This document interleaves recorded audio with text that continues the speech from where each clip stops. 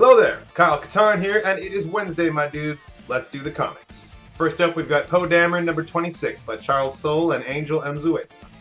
So this is actually the most chronologically recent story we've gotten because the intro takes place after The Last Jedi. We've got Rey, Finn, and Poe sitting around on the Falcon, and this is us seeing the main three together, sort of acting as a trio for the first time.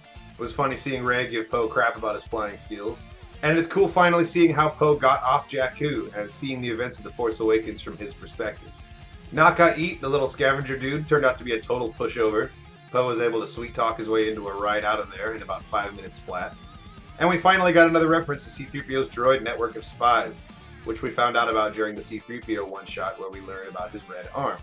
It was totally a fluff story, but the droid spy master thing is pretty cool, and I'm glad to see it make a comeback.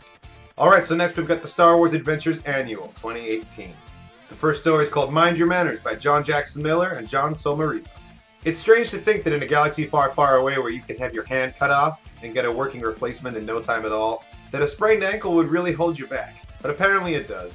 And seeing Leia really angry sitting on the chair with her foot up in the air was pretty fun. Because of the injury, Luke has to pretend to be diplomat in her place and has to entreat with the fat-ass Sarkin Queen. Luke looks totally ridiculous in his diplomacy outfit with the big floofy hat and everything.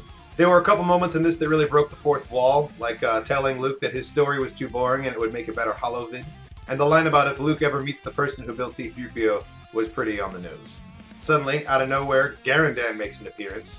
And Leia, acting like she's some sort of skilled diplomat when in reality her plan is to just let R2 shock everybody.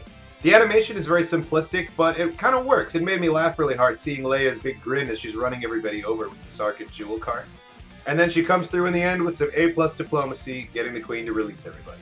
You know, it was a fun little story, but the next one is important, and I'll tell you why. Next up, we've got The Lost Eggs of Livorno by Kavan Scott and Maurice T. Jaxon is Baxon, baby! Everybody's favorite stupid green-eared rabbit character has made his canon return. Jackson started off in the original 70s Marvel Comics, and they didn't change too much. He's a fast-talking, sleazy kind of fall guy, and I'm glad that they've brought that essence of his character back into the fold here. The Wheel Casino is canon again. We've seen it twice before, first in the original Han Solo trilogy books, and then in the New Jedi Order book Hero's Trial by James Luceno, where Han Solo goes there again. The story was short and sweet, definitely entertaining, and I'm happy that Jax is a canon character again. Next up, we have Star Wars Adventures Issue 9. The first story is called Trouble Again by John Barber and Chad Thomas. Wedge Antilles, step aside, it is time for a Bail Antilles story. Note that these two characters are not related.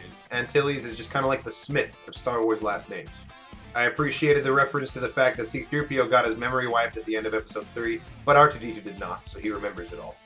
PTZ-1K, his name cracks me up because the droid pretty much looks like a PTZ, and he's a spy for the Empire, which is what PTZs are used for, they're security cameras. R2 falling onto Captain Antilles was fucking hilarious. He looks up and he's just like, oh. It was pretty clever on 3PO's part to be pretending to help PTZ more efficiently leak his data when in fact he was stalling for time. Yeah, that was a good little story. And our last story is IG-88 vs. the Gatto Gang by Nick Brokenshire. I'm always happy to get an IG-88 story. For as fascinating as a character he is criminally underused in the new canon. The artwork in this issue really stands out to me. The color choices are really vintage and retro, and it almost feels like I'm reading a classic Dark Horse story. I love it.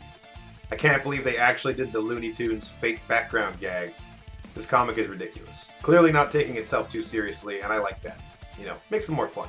I love that as IG-88 slowly captures the gang members, he's just carrying them in a sack over his shoulder, like he does not care at all.